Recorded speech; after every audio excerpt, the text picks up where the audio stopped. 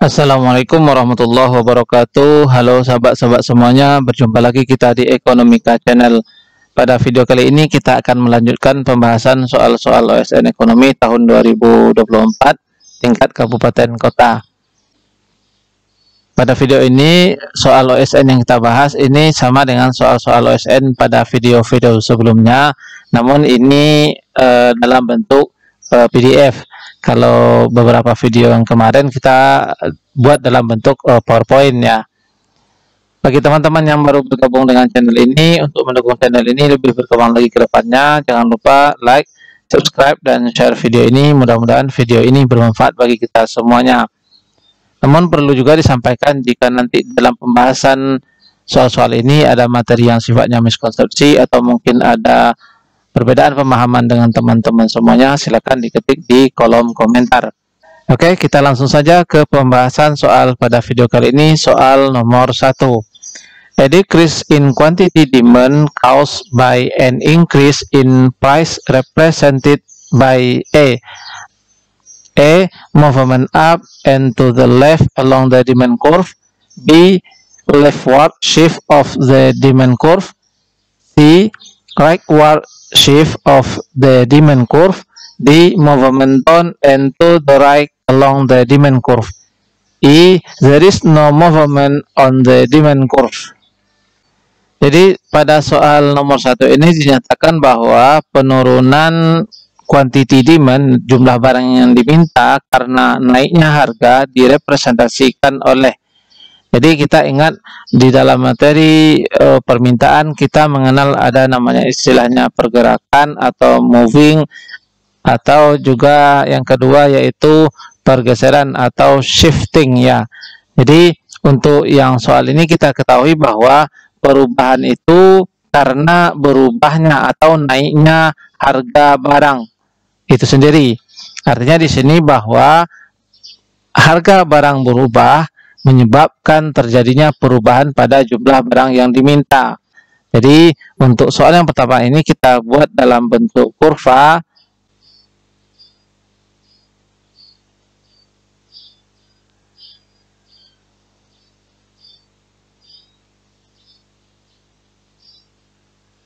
Oke, ini kurva demand-nya, dimana misalnya saat harganya sebesar P1 misalnya, jumlah barang yang diminta adalah sebesar Q2. Titik ini kita buat misalnya titik A. Kemudian katanya di sini jumlah barangnya turun karena harga barang naik ya. Jadi harga barang naik misalnya menjadi P2. Jumlah barang yang diminta adalah sebesar Q2. Oh, maaf, Q1 ya, 1. Jadi di sini jumlah barangnya berkurang, harga naik. Penurunan jumlah barang yang diminta yang disebabkan oleh naiknya harga barang direpresentasikan oleh apa begitu. Nah, misalnya di pertemuan P2 dengan Q1 ini titik B.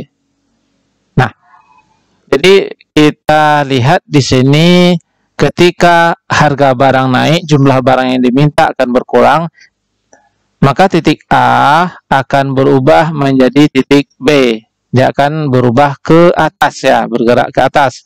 Maka kita istilahkan di sini namanya move ya, movement along the curve ya, dari A ke B. Maka untuk soal ini yang ada kata-kata shift ya, B, kemudian yang C, ini kita silang karena dia yang berubah hanya harga barang ya, dia tidak shift ya, harusnya dia moving. Yang E juga salah, there is no movement, padahal ada perubahan begitu ya. Untuk itu jawaban B, C, dan E salah. Kita tinggal A atau B, A atau D ya. Yang A move up. Nah, kita lihat di sini A-nya akan bergeser ke kiri atas ya, atau bergesernya ke sebelah kiri, ke atasnya ya. Jadi kita lihat di sini A akan bergeser ke sebelah kiri atas ya. Jadi move up. Maka jawabannya adalah yang A. Kalau yang D, move down, bergeser ke bawah. Berarti kalau bergeser bawah maka ini disebabkan oleh turunnya harga. Karena soal increase harganya, berarti jawaban yang D juga salah.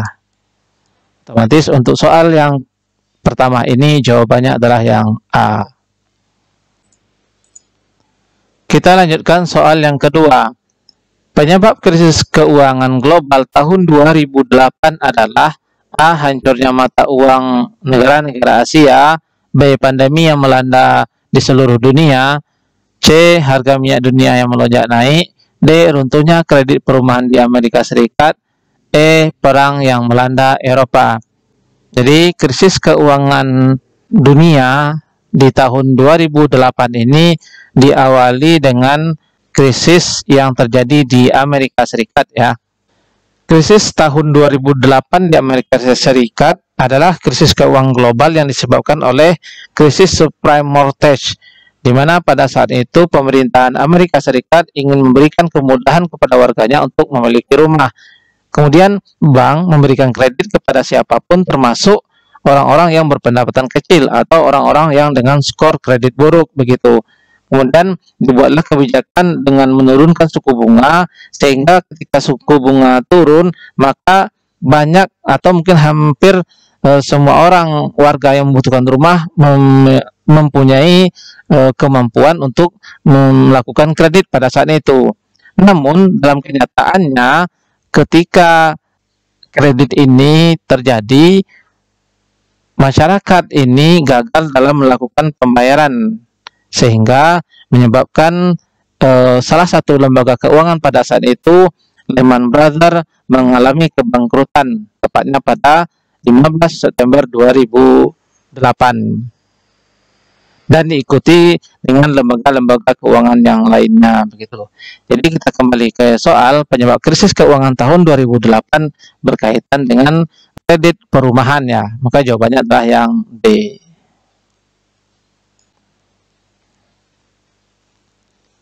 Kita lanjutkan soal nomor 3. Diketahui suatu fungsi permintaan dinyatakan dengan QD sama dengan 50.000 dikurangi 3P dan fungsi penawarannya adalah QS sama dengan min 20.000 ditambah 5P. Pemerintah menerapkan atau menetapkan pajak sebesar 500 per unit. Berdasarkan data tersebut, harga keseimbangan setelah pajak adalah 8.750, 9.062,5, 22.812,5, atau D 23.750, atau E 30.000 rupiah. Dari soal ini kita ketahui nilai QD sama dengan 50.000 dikurang 3P, kemudian QS-nya sama dengan min 20.000 ditambah 5P. Nah, kemudian ada pajak per unitnya adalah sebanyak 500. Kemudian yang ditanya adalah berapakah P setelah keseimbangan. Maka yang pertama yang kita ketahui bahwa untuk menghitung keseimbangan setelah pajak itu didapatkan dari QD sama dengan QS aksen, atau bisa juga dalam bentuk PD sama dengan PS aksen. Tetapi karena di soal sudah diketahui nilai fungsinya itu dalam bentuk QD, berarti kita ambil yang QD sama dengan QS aksen saja. Nah, untuk QD ini sudah kita ketahui, QS aksennya belum, berarti kita cari dulu QS aksen. Dimana untuk QS aksen ini didapatkan dari QS atau min 20.000 ditambah 5P ya, 5 dikali P dikurangi dengan 500. Nah, kemudian kita sederhanakan, berarti min 20.000 ditambah 5P dikurangi 2.500. Maka QS aksennya adalah min 22.500 ditambah 5P. Nah, kita langsung saja ke persamaan QD sama dengan QS aksen. Untuk keseimbangannya QD sama dengan Q S aksen. Berarti QD-nya adalah 50.000 dikurang 3P sama dengan min 22.500 ditambah 5P. Nah, kemudian kita pindah ruaskan dengan jenis yang sama. Berarti 50.000 min 22.500 kita pindahkan ke ruas kiri, berarti 50.000 ditambah 22.500 sama dengan 5P tambah min 3P pindah ke ruas kanan, berarti tambah 3P ya. Berarti di sini nilainya adalah 72.500 sama dengan 8P. Nah, rumusnya P adalah 72.500 dibagi dengan 8. Maka nilainya adalah 9.062,5. Maka untuk soal yang ketiga ini jawabannya adalah yang B. Jadi harga keseimbangan setelah pajak adalah sebanyak 9.062,5. Kita lanjutkan soal nomor 4. Berikut ini merupakan tugas dan wewenang Bank Indonesia untuk mencapai tujuan dan memelihara rupiah. 1. Menetapkan kebijakan moneter. 2. Mengatur dan mengawasi bank. 3. Mengatur kelancaran sistem pembayaran. 4. Menetapkan sasaran moneter dan laju inflasi. 5. Menetapkan penggunaan alat atau instrumen pembayaran. Yang bukan wewenang Bank Indonesia adalah nomor 13, 24, 25, 35, 14 ya. Jadi di soal yang keempat ini kita bisa melihat ada yang merupakan tugas dari Bank Indonesia, ada yang merupakan wewenang Bank Indonesia begitu ya. Nah, yang pertama yang kita lihat adalah menetapkan kebijakan moneter.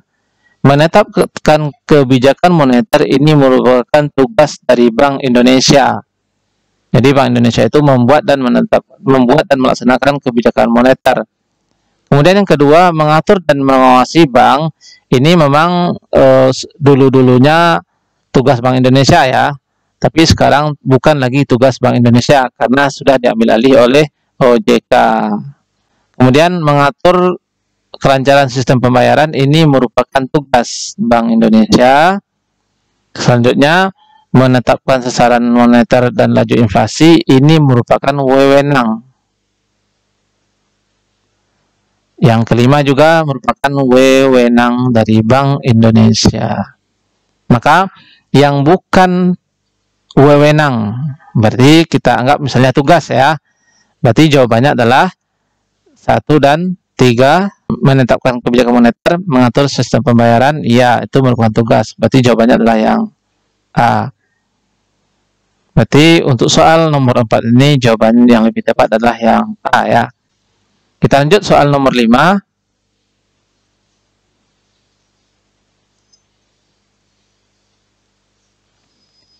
Tugas Bank Indonesia yang kini dilakukan oleh OJK adalah A. Menetapkan dan melaksanakan kebijakan moneter, mengatur dan mencegah kelancaran sistem pembayaran, mengatur dan mengawasi bank, penyedia dana terakhir, atau menerima tabungan dan deposito. Jadi di soal tadi sudah kita jelaskan, tugas OJK itu adalah mengatur dan mengawasi bank yang merupakan dulunya adalah tugas dari Bank Indonesia.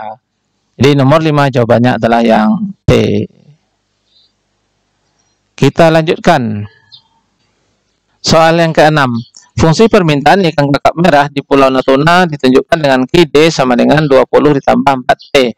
Saat air laut pasang dan pilihan alternatif ikan jenis lain mudah didapat, maka jumlah permintaan ikan kakap merah mengalami penurunan dari 400 kg menjadi 300 kg.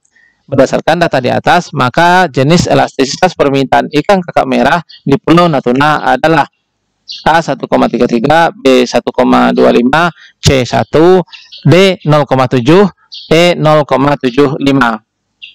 Dari soal ini kita bisa melihat bahwa fungsi permintaan ikan kakap merah itu adalah sebanyak QD sama dengan 20 ditambah 4T. Perlu kita ketahui bahwa untuk fungsi permintaan di mana QD sama dengan A ditambah BP, atau juga bisa dalam bentuk PD sama dengan A dikurang BI. Jadi istilahnya untuk fungsi permintaan antara P dengan Q ini berlawanan arah ya, atau bertanda negatif. Misal ketika Q-nya positif, maka nilai P akan negatif, atau P-nya positif, maka nilai Q-nya akan negatif, begitu. Jadi untuk soal yang ke-6 ini sebenarnya kalau kita perbaiki, misalnya 20 dikurangi 4P ya. Nah, kita buat di sini di mana QD sama dengan 20 dikurangi 4P.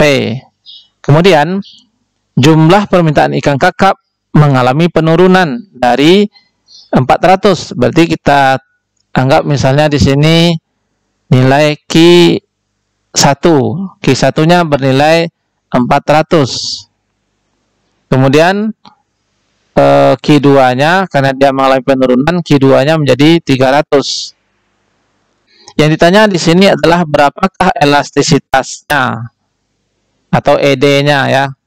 Kita ketahui bahwa salah satu rumus elastisitas permintaan di mana kalau dia berdasarkan soal ini berarti adalah Q aksen kali P1 per Q1.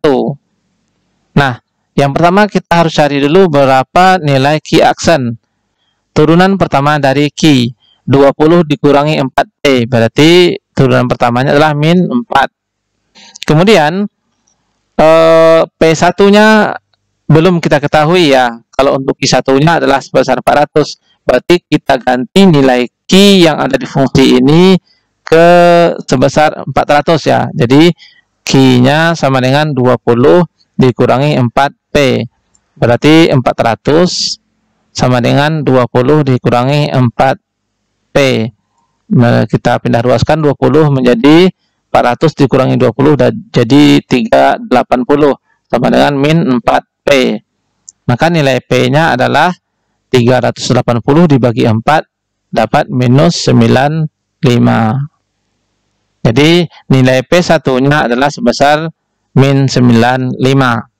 Nah, kita pindahkan di mana E sama dengan Q aksen kali P1 per Q1. Nah, di mana Q aksennya bernilai min 4 dikali P1 adalah min 95 per Q1. Q1 nilainya adalah 400, berarti per 400. Jadi elastisitasnya min 400 dikali min 95 per 400. Jadi ini kita bisa coret 4 jadi 1. Jadi nilainya adalah min 1 kali min 95 jadi 95 per 100. Jadi dapatlah 0,95. Jadi ED-nya bernilai 0,95. Tetapi di dalam soal tidak ada jawabannya ya. Jawabannya 0,75. Untuk itu kita tulis di sini nilai jawabannya adalah 0,95. Kita lanjutkan soal nomor 7. Kebijakan menilai mata uang sendiri terhadap mata uang asing disebut kebijakan revaluasi, pasar terbuka, diskonto, cadangan kas, atau kredit selektif ya. Jadi untuk berkaitan dengan kebijakan penilaian mata uang, ini kita kenal istilah ya. Ada namanya kebijakan penilaian mata uang itu karena mekanisme pasar. Untuk mekanisme pasar ini ada namanya apresiasi, kemudian ada namanya depresiasi. Kemudian yang kedua karena kebijakan yang dibuat oleh pemerintah, kita kenal dengan istilah revaluasi. Kemudian ada namanya devaluasi. Nah, yang pertama mekanisme pasar, apresiasi. Apresiasi itu adalah naiknya mata uang suatu negara terhadap mata uang negara lain karena karena pengaruh dari pasar ya, atau karena mekanisme pasar, misalnya permintaan atau penawaran terhadap mata uang tersebut. Yang kedua adalah depresiasi. Depresiasi adalah menurunnya atau turunnya nilai mata uang suatu negara karena pengaruh dari mekanisme pasar, baik permintaan ataupun penawaran terhadap mata uang tersebut begitu. Nah, kemudian yang kedua karena kebijakan pemerintah. Kita mengenal adanya revaluasi, berarti pemerintah sengaja menaikkan mata uangnya begitu. Kalau devaluasi, pemerintah menurunkan mata uang negaranya. Jadi untuk soal yang nomor 7, jawaban yang lebih tepat adalah yang A, revaluasi. Kemudian untuk pasar terbuka, kemudian diskonto, kemudian cadangan kas, kredit selektif, ini bagian dari kebijakan moneter yang dilakukan oleh Bank Indonesia. Next, soal nomor 8. Katara ingin membeli pensil dan buku tulis. Harga satu pensil yaitu Rp 1.000 dan harga satu buku tulis adalah Rp3.000. Uang yang dibawa Katara hanya Rp10.000. Dengan uang tersebut, awalnya Katara ingin membeli 4 pensil dan 2 buku tulis. Akan tetapi kemudian berubah, yaitu membeli 7 pensil dan 1 buku tulis. Besarnya biaya peluang untuk mendapatkan tambahan 3 pensil, yaitu 2 pensil dengan harga 2.000, B, 1 buku tulis dengan harga 1.000, C, 1 buku tulis dengan harga 3.000, D, 2 buku tulis dengan harga 3.000, E, 3 pensil dengan harga 3.000. Nah, awalnya Katara ingin membeli 4 pensil ditambah dengan 2 buku tulis ya, 2 buku tulis. Hasilnya tetap 10.000 ya. Kemudian dia berubah pikiran ya, jadinya membeli 7 pensil ditambah dengan 1 buku. Nilainya juga 10.000 begitu. Yang ditanya dalam soal ini adalah besarnya biaya peluang untuk mendapatkan tambahan 3 pensil ya. Kita ketahui bahwa biaya peluang itu adalah sesuatu yang dikorbankan untuk memilih yang lain begitu. Nah, dari sini kita ketahui bahwa biaya peluang untuk mendapatkan tambahan 3 pensil. Jadi yang dikorbankan di sini adalah buku. Berarti jawabannya yaitu buku ya. Maka untuk jawaban yang ada pensilnya berarti bukannya. Berapakah tambahannya? Kita ketahui bahwa awalnya tadi Katara membeli 4 pensil, sekarang menjadi 7. Berarti tambahnya adalah 3 pensil ya, 3 pensil. Kemudian berapa yang dikorbankannya bukunya? Buku dikorbankan dari 2 menjadi 1. Jadi 1 buku yang dikorbankan. Berarti 1 buku tulis harganya adalah sebesar 3.000. Maka untuk soal ini jawabannya adalah yang C. Soal yang ke-9. Ciri-ciri kurva permintaan dan penawaran. 1. Bergerak dari kiri atas menuju kanan bawah. 2. Harga berbanding terbalik dengan jumlah barang. 3. Memiliki angka koefisien negatif. 4. Apabila harga barang naik, maka jumlah barang yang akan bertambah.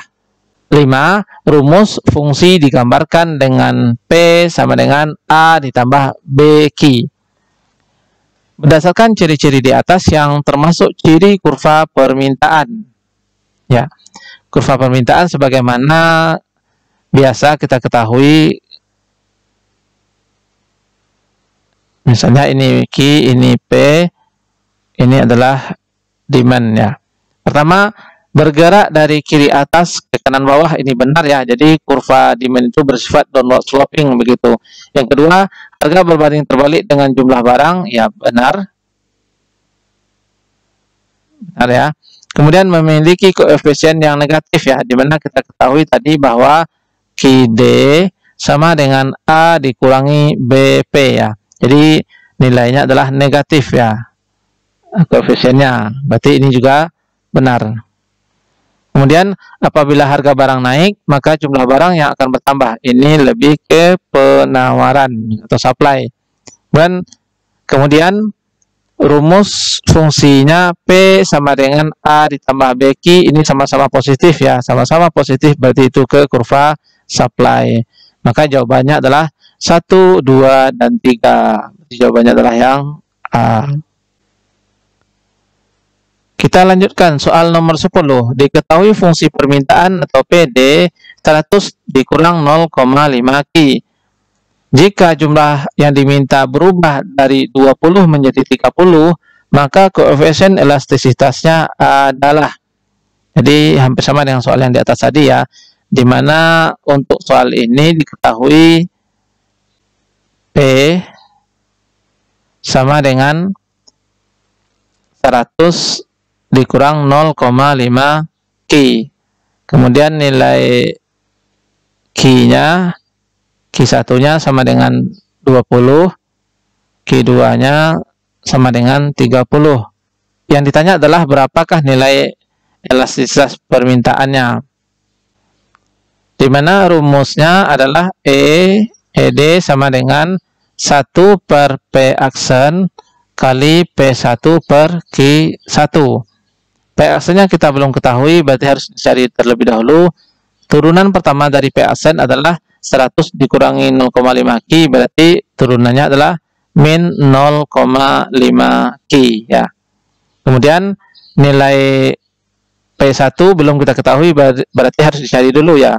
Kemudian Q1-nya sudah ada 20, berarti kita masukkan ke dalam fungsi P sama dengan 100 dikurang 0,5 Q sama dengan 100 dikurang 0,5 dikali Q1-nya adalah sebanyak 20. Berarti kali 20 sama dengan 100 dikurangi 0,5 dari 20 kan 10. Berarti 100 dikurangi 10. Jadi P-nya 90.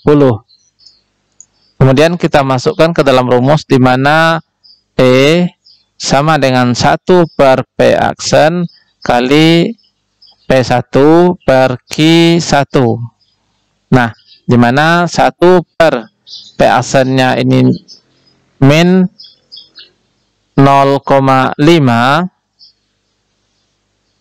kali P1. P1 nilainya adalah 90 per Q1. Q1 nilainya adalah 20. Berarti sama dengan 1 kali 90 nilainya adalah 90. Kemudian min 0,5 kali 10 kali 20, jadi min 10. Maka kita dapatkan nilai E-nya adalah sebanyak 9 atau min 9 ya. Kenapa dia minus? Karena di sini adalah elastisitas permintaan, di mana P dengan Q selalu berbanding terbalik begitu ya. Oke, maka untuk soal yang ke-10 jawabannya adalah yang E9. Oke, demikian dulu pembahasan kita pada video kali ini. Kita sambung lagi pada pertemuan lain dan waktu yang lain. Demikian, terima kasih. Assalamualaikum warahmatullahi wabarakatuh.